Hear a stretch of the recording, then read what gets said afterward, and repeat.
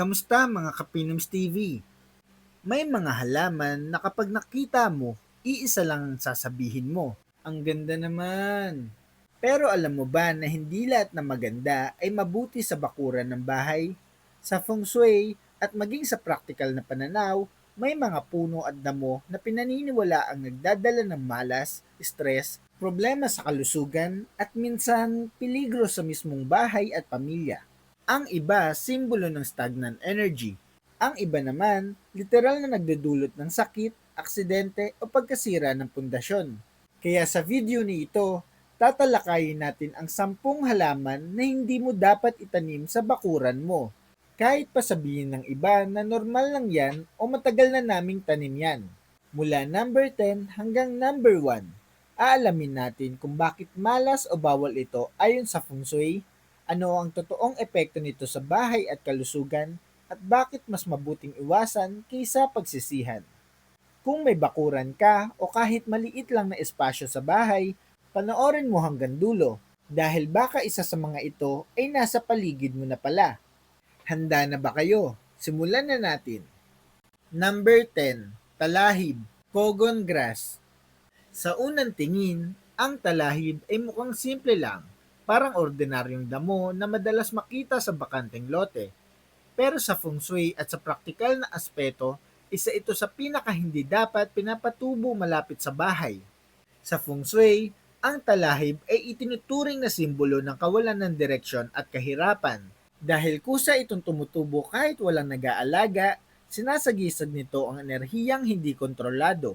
Kapag may ganitong halaman sa bakuran, pinaniniwala ang naaakit ang wild chi o magulong enerhiya. Enerhiyang mahirap i-manage, katulad ng gastusin na bigla na lang sumusulpot o problemang hindi inaasahan. Kung usapang praktikal naman, ang talahib ay invasive plant. Ibig sabihin, mabilis itong kumalat at mahirap puksain. Kahit putulin mo, tutubo ulit dahil malalim ang ugat nito. Kapag napabayaan mo, pwede nitong sakupin ang bakuran mo, maapektuhan pa ang ibang halaman, at magmumukhang pabaya ang paligid ng bahay. Isa rin itong paboritong tirahan ng ahas, daga at insekto, isang malinaw na banta sa kaligtasan ng pamilya. Kaya kahit natural lang ang itsura nito, ang talahib ay hindi simbolo ng swerte, kundi ng kapabayaan at kaguluhan. Number 9. Bougainvillea. Oo, maganda, makulay, instagrammable. Pero pagdating sa feng shui, delikado ang bougainvillea kapag mali ang pwesto. Ang pangunahing issue rito ay ang tinik. Sa feng shui, ang mga matinik na halaman ay naglalabas ng satchi o matalas na enerhiya. Kapag itinanim ito malapit sa pintuan, bintana o mismong harap ng bahay, pinaniniwala ang nagdudulot ito ng tensyon, away sa pamilya, at minsan ay problema sa relasyon. Hindi rin practical ang bougainvillea kung may bata o alagang hayop sa bahay. Ang tinik nito ay pwedeng magdulot ng sugat at may pagkakataong nagiging sanhi ng impeksyon. Bukod pa rito, mabilis itong lumaki at kumalat kung hindi regular na pinuputulan. Kapag napabayaan, pwede nitong takpan ang daanan ng hangin at liwanag, dalawang mahalagang elemento sa magandang feng shui. Sa madaling salita, ang bougainvillea ay pwedeng ilagay sa labas ng bakod o malayo sa bahay, pero hindi ito ideal na halaman sa mismong bakuran kung ang hanap mo ay payapa at maayos na enerhiya. Number 8. Balite, Indian Laurel. Ang balite ay may malalim na ugat, hindi lang sa lupa kundi pati sa kultura at paniniwala ng mga Pilipino. Sa feng shui at lokal na pamahiin, ang balite ay itinuturing na taguan ng mabibigat na enerhiya. Hindi man ito literal na usapan ng multo, ang punto rito ay ang bigat ng presensya ng puno. Malaki, makapal ang dahon, at halos sinaharangan ang sikat ng araw. Sa feng shui, kapag kulang ang liwanag, humihina ang daloy ng positibong enerhiya sa bahay. Sa praktikal na aspeto, mapanganib ang ugat ng balite. Malalim at malawak ang sistema nito na pwedeng makasira ng pundasyon ng bahay, tubo ng tubig at drainage system. Marami ng kaso na ang malalaking ficus tree ay nagdudulot ng bitak sa semento at pader. Kaya kahit matibay at mukhang majestic ang balite, Hindi ito ang klase ng punong gusto mong katabi ng bahay kung ang habol mo ay kaligtasan, liwanag, at magandang daloy ng enerhiya. Number 7, Cactus. Maraming tao ang nahuhumaling sa cactus dahil madali itong alagaan at minimalist ang dating. Pero sa feng shui, isa ito sa pinaka hindi nire-rekomendang halaman sa residential spaces.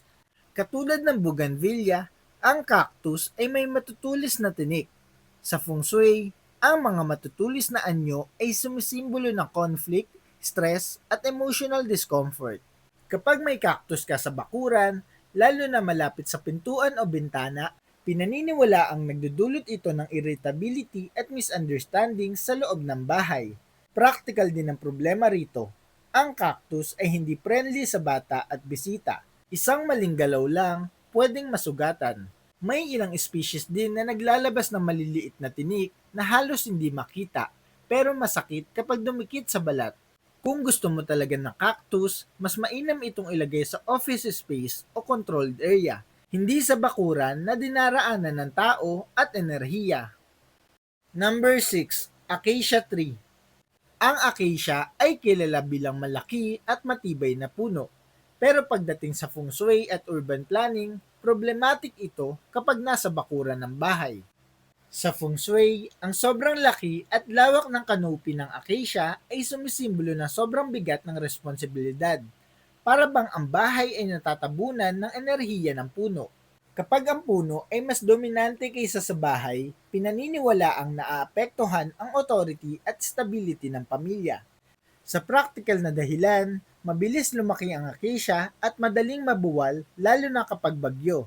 Mabigat ang mga sanga nito at kapag nabali, pwedeng magdulot na malubhang pinsala sa bubong, sasakyan o mismong bahay.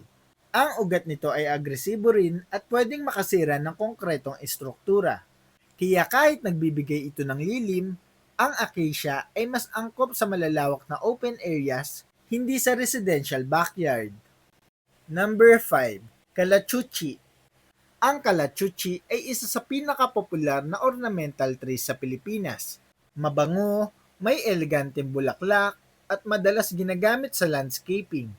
Pero sa feng shui at sa practical na pananaw, marami itong red flags. Sa feng shui, ang calachuchi ay malakas iugnay sa enerhiya ng pamamaalam at pagtatapos. Dahil madalas itong itinatanim sa sementeryo at lugar ng pagluluksa, nagiging simbolo ito ng pagkawala, paghina ng sigla, at emotional stagnation. Kapag nasa bakuran, pinaniniwala ang nakakaapekto ito sa motivation ng mga nakatira. Parang laging may pagod o lungkot sa bahay kahit walang malinaw na dahilan. Sa praktikal na aspeto naman, marupok ang sanga ng calachuchi. Madali itong mabali lalo na kapag may malakas na hangin o bagyo. Mayroon din itong dagta o sap na maaaring magdulot ng iritasyon sa balat at mata. Hindi rin ito ideal kung may bata o alagang hayop na mahilig maglaro sa bakuran. Maganda man sa mata, ang calachuchi ay mas bagay sa public gardens o memorial parks, hindi sa espasyong pang-araw-araw na pamumuhay. Number 4, Bamboo. Marami ang nalilito rito. Akala nila basta bamboo ay automatic na swerte. Hindi totoo iyon, lalo na kung ang tinutukoy ay malalaking species ng kawayan na itinatanim direkta sa lupa. Sa feng shui, ang bamboo ay pwedeng maging sobrang aktibo ang enerhiya. Kapag mali ang dami o lokasyon, nagdudulot ito ng imbalance. Parang laging may galaw, laging may ingay, laging may issue. Sa halip na prosperity, pwedeng mauwi sa pabago-bagong finances o desisyon. Sa practical na dahilan naman, ang kawayan ay agresibo ang ugat. Mabilis itong kumalat at kayang sirain ng semento, pader, at drainage. Kapag napabayaan, pwedeng sakupin ng kawayan ang buong bakuran at mahirap na itong kontrolin. Isa rin itong paboritong pamugaran ng ahas at lamok kapag masyadong siksik ang tubo. Linawin lang natin, ang sinasabing swerte sa feng shui ay ang lucky bamboo sa paso, hindi ang full-size bamboo grove sa bakuran. Number 3, Banana Tree, puno ng saging. Ang puno ng saging ay mukhang harmless, may bunga, may silbi, at very tropical. Pero sa feng shui at kalinisan, isa ito sa pinaka-problematic na halaman sa bakuran. Sa feng shui, ang puno ng saging ay may malambot at hollow na estruktura na sinasagisag ang kakulangan ng stability. Dahil mabilis itong mabulok at masira pagkatapos mamunga, iniuugnay ito sa panandaliang swerte. May darating pero mabilis ding mawawala. Sa practical na aspeto naman, paboritong pamugaran ng lamok ang puno ng saging. Naiipon ng tubig ulan sa dahon at katawan nito na perpektong breeding ground ng dengue carrying mosquitoes. Bukod dito, madaling bumagsak ang puno kapag malambot ang lupa, lalo na pagkatapos ng ulan. Kung maliit ang bakuran at malapit ang bahay, ang puno ng saging ay mas delikado kaysa kapaki-pakinabang. Number 2, ipil-ipil. Ang ipil-ipil ay madalas ipinagmamalaki bilang matibay at madaling tumubo. Pero iyan mismo ang problema kung bakit hindi ito dapat nasa bakuran ng bahay. Sa feng shui, ang ipil-ipil ay itinuturing na simbolo ng sobrang competitiveness at imbalance. Mabilis itong lumaki, mabilis kumalat, at tila inaagaw ang sustansya ng lupa. Sa enerhiya ng bahay, sinasagisag nito ang sitwasyong may isang aspeto ng buhay na sobra, trabaho, responsibilidad, o problema na kumakain sa oras at lakas ng buong pamilya. Kung sa practical na usapan naman, ang ipil-ipil ay kilalang allelocratic plant. Naglalabas ito ng kemikal sa lupa na nakakapigil sa paglaki ng ibang halaman. Ibig sabihin, kahit anong itanim mo sa paligid nito, humihina o nalalanta. Ang ugat nito ay malalim at agresibo na pwedeng makasira ng hollow blocks, septic lines at maliliit na pundasyon. Dagdag pa rito, madaling mabali ang sanga ng ipil-ipil lalo na kapag umuulan o mahangin. Maraming aksidente ang naiuugnay sa biglaang pagbagsak ng sanga nito. Kaya kahit mukhang ordinaryong puno, ang ipil-ipil ay tahimik pero mapaminsala sa enerhiya at estruktura ng bahay. Number 1. Tikog o tall reeds, tall grass. Ito ang una sa ating listahan dahil madalas hindi napapansin pero pinakadelikado sa feng shui at kalinisan. Ang tikog at iba pang matatangkad na damo ay madalas itanim bilang natural fence o hinahayaang tumubo sa gilid ng bakuran. Sa feng shui, ang ganitong halaman ay simbolo ng panlilinlang at nakatagong problema. Mataas, siksik at tumaharang sa tanaw na sinasagisag ang mga isyu na hindi sinusolusyonan kundi tinatago lang. Energetically, ang bakuran na napapaligiran na matataas at makakapal na damo ay pinaniniwalaang nakakulong ang chi. Hindi makapasok ang sariwang enerhiya at hindi rin makalabas ang negatibo. Resulta nito ang pakiramdam na mabigat ang bahay, madaling mainis ang mga tao, at parang walang progreso kahit nagsisikap. Sa practical na aspeto naman, ito ang pinakamalaking panganib sa kalusugan. Pwede itong maging pangunahing pamugaran ng ahas, breeding ground ng lamok, dengue risk, taguan ng daga at ipis, at mataas ang fire risk sa tag-init. Bukod pa rito, kapag umabot sa tao ang taas ng damo, malinaw na senyales ito ng poor environmental management na ayon sa feng shui ay direktang konektado sa financial leaks at disorganized life flow. Sa lahat ng halaman at damo sa listahang ito, ang tikog at tall reeds ang pinakamabilis magpabagsak ng kalinisan, kaligtasan at enerhiya ng bakuran.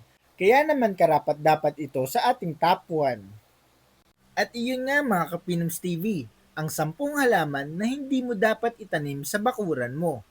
Sa huli, tandaan na ang bakuran ng bahay ay hindi lang pampaganda. Ito ang unang sumasalubong sa enerhiya, kalusugan at kaligtasan ng pamilya. May mga halamang maganda sa mata pero mabigat pala sa feng shui at mukhang may normal pero tahimik na nagdudulot ng stress, sakit o panganib lalo na tuwing tag-ulan at bagyo. Hindi kailangan matakot sa lahat ng halaman. Ang mahalaga ay alam mo kung alin ang babagay sa espasyo mo at alin ang mas mabuting iwasan. Dahil sa tamang kaalaman, napapalitan ng malas ng pag-iingat at ang problema ng mas maayos na pamumuhay. Ngayon, gusto naming malaman ang karanasan ninyo. May alin ba sa mga halamang nabanggit ang nasa bakuran ninyo ngayon? Napansin niyo ba na parang mas magaan o mas maayos ang pakiramdam ng bahay matapos maglinis o magtanggal ng halaman? O may halaman ba kayong itinanim noon na akala nyo pampaganda lang, pero kalaunan parang may kakaibang epekto? I-comment nyo sa baba ang inyong sagot para mapag-usapan natin yan. Dahil minsan, ang bakuran ng bahay ay hindi lang basta lupa at halaman. Salamin din ito ng enerhiya na pamumuhay natin.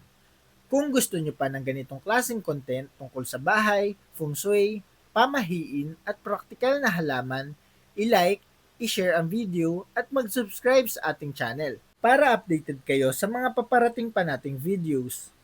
Mga Kapinoms TV, maraming salamat sa panonood. Hanggang sa muli, ito ang Pinoms TV.